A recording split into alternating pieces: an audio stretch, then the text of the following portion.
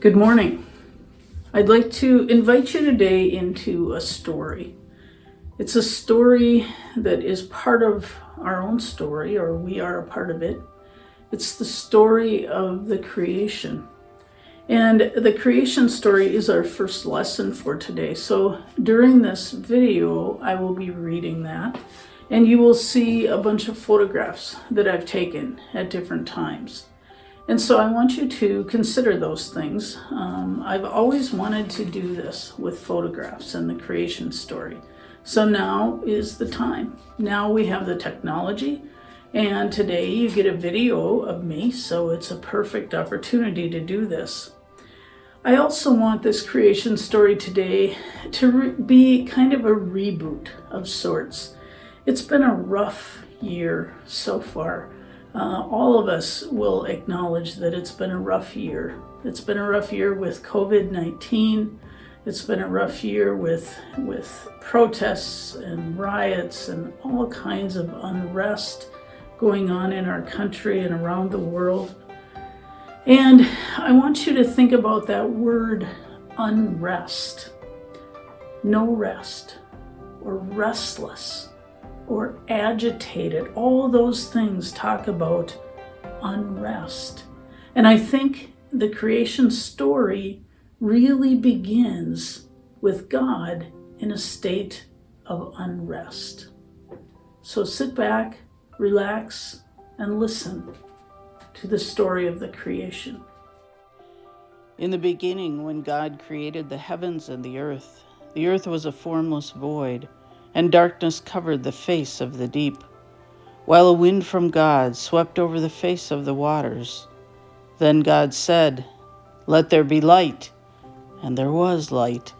And God saw that the light was good. And God separated the light from the darkness.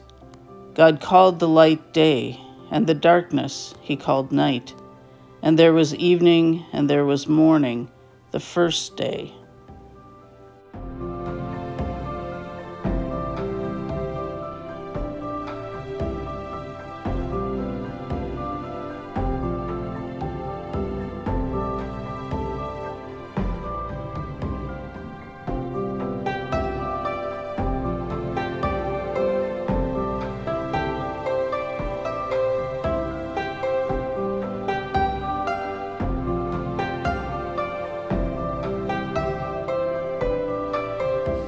So God was restless during this time.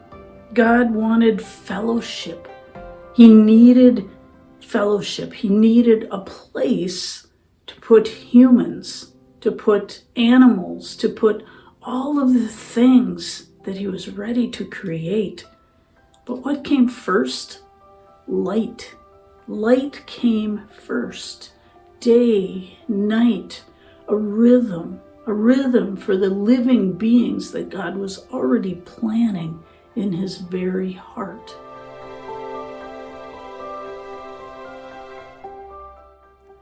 And God said, "Let there be a dome in the midst of the waters, and let it separate the waters from the waters." So God made the dome, and separated the waters that were under the dome from the waters that were above the dome. And it was so. God called the dome sky, and there was evening and there was morning, the second day. And God said, "Let the waters under the sky be gathered together into one place, and let the dry land appear." And it was so. God called the dry land earth, and the waters that were gathered together he called seas. And God saw that it was good. Then God said, "Let the earth put forth vegetation, plants yielding seed, and fruit trees of every kind on earth that bear fruit with the seed in it." And it was so.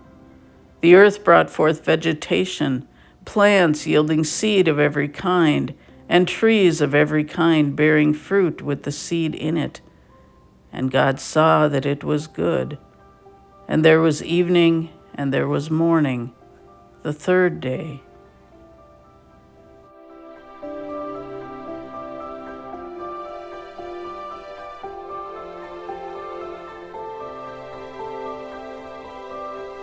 This section is all about how God provides. God provides not only for the physical needs of the created beings he is planning.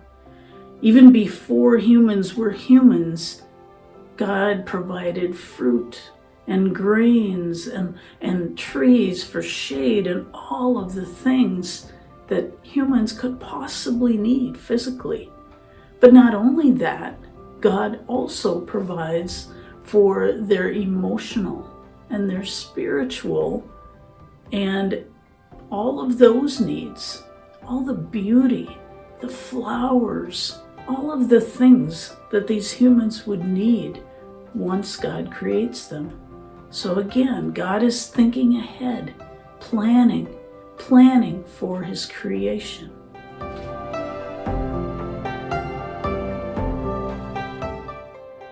And God said, "Let there be lights in the dome of the sky to separate the day from the night, and let them be for signs and for seasons and for days and years, and let them be lights in the dome of the sky to give light upon the earth."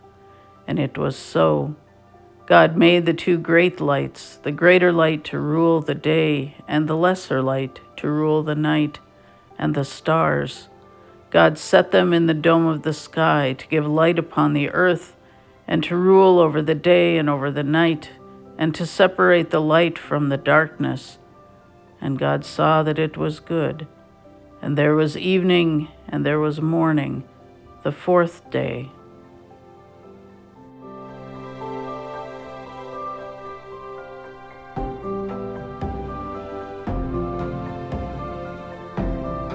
I spoke earlier about God creating light first, and that rhythm, day and night. But not only does God create light, he creates that source of light, so that as humans grow and as humans become, they can see the light, the sun during the day, the moon at night. And you notice that God never leaves us in complete darkness. There's the moon at night. There are the stars at night. There's never complete darkness. And our God is like that, isn't he? God never, ever leaves us without light. And God said, "Let the waters bring forth swarms of living creatures, and let birds fly above the earth across the dome of the sky." So God created the great sea monsters and every living creature that moves of every kind, with which the waters swarm, and every winged bird of every kind. And God saw that it was good. God blessed them, saying, "Be fruitful and multiply, and fill the waters in the seas, and let birds multiply on the earth." And there was evening, and there was morning, the fifth day. And God said, "Let the earth bring forth living creatures of every kind, cattle and creeping things, and wild animals of the earth of every kind." And it was so. God made the wild animals of the earth of every kind, and the cattle of every kind, and everything that creeps upon the ground of every kind. And God saw that it was good.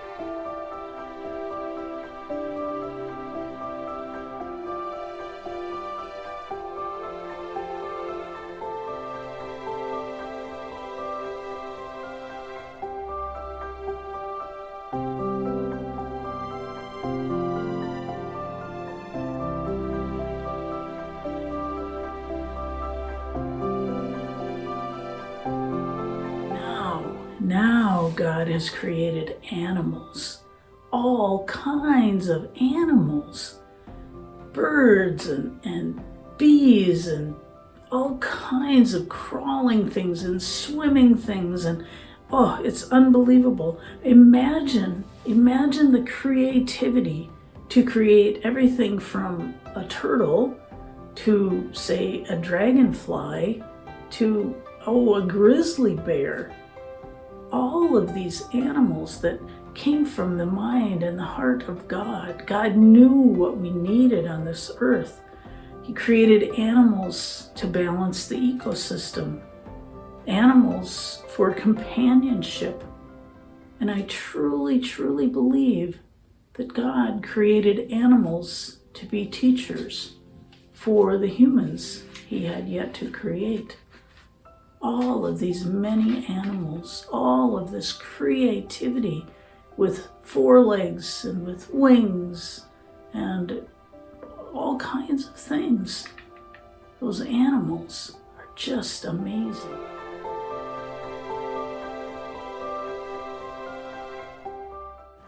Then God said, "Let us make humankind in our image, according to our likeness, and let them have dominion over the fish of the sea, and over the birds of the air, and over the cattle, and over all the wild animals of the earth, and over every creeping thing that creeps upon the earth." So God created humankind in his image. In the image of God he created them. Male and female he created them. God blessed them, and God said to them, "Be fruitful and multiply, and fill the earth and subdue it, and have dominion over the fish of the sea, and over the birds of the air, and over every living thing that moves upon the earth." God said, "See, I have given you every plant yielding seed that is upon the face of all the earth, and every tree with seed in its fruit. You shall have them for food. And to every beast of the earth, and to every bird of the air, and to everything that creeps on the earth, everything that has the breath of life, I have given every green plant for food." And it was so. God saw everything that he had made, and indeed it was very good. And there was evening, and there was morning, the 6th day.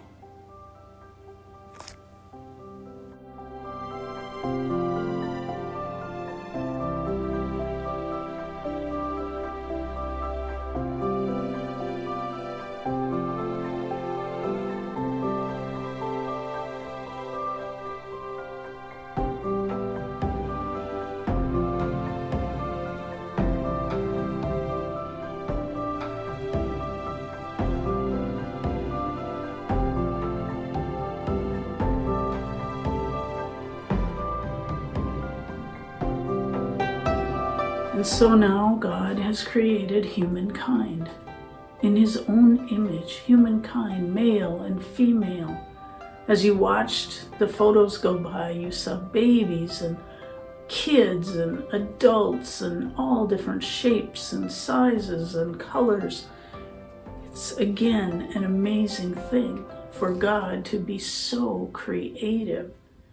God longed for companionship, longed for fellowship, longed for oneness with his creation. And one of the ways he did that was to create a being in his own image, humankind. And God gave them dominion. What does that mean? Some of us think that dominion means that we are the top. We're the top of the food chain. We can dominate everything in this world. But in the Hebrew, dominion means caretaker.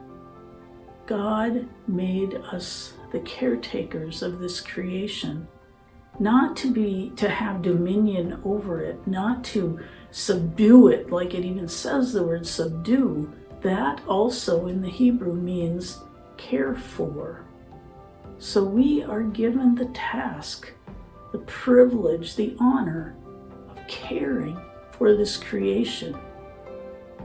We haven't done a very good job of it most times. I know during this COVID crisis, We've seen our creation renewing. There aren't as many cars on the road. There aren't as many factories running. There are all of these things, and the creation is renewing itself. How amazing our creation is. It isn't that God created in 6 days and was done. No, it's an ongoing dynamic thing, this creation. This is not for millions of years ago. It's for today, and it's for each of us. Each of us are caretakers of this marvelous, creative, amazing place where we live. What a gift. Thus the heavens and the earth were finished, and all their multitude. And on the seventh day God finished the work that he had done, and he rested on the seventh day from all the work that he had done. So God blessed the seventh day and hallowed it, because on it God rested from all the work that he had done in creation. These are the generations of the heavens and the earth when they were created.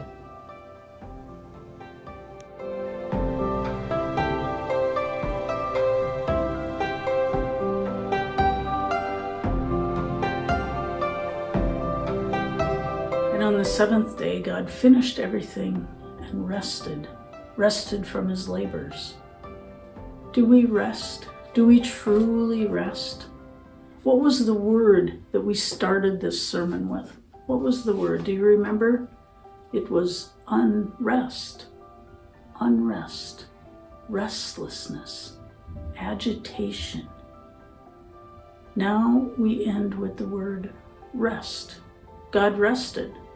After all of that creativity, all of that work, God rested. And God was setting an example for the humankind and the animals that he had created, that we are to rest. We are to find rest in him. Rest through God, through God's grace, through God's provision, through all of the things that God has given us. We find rest. Amen.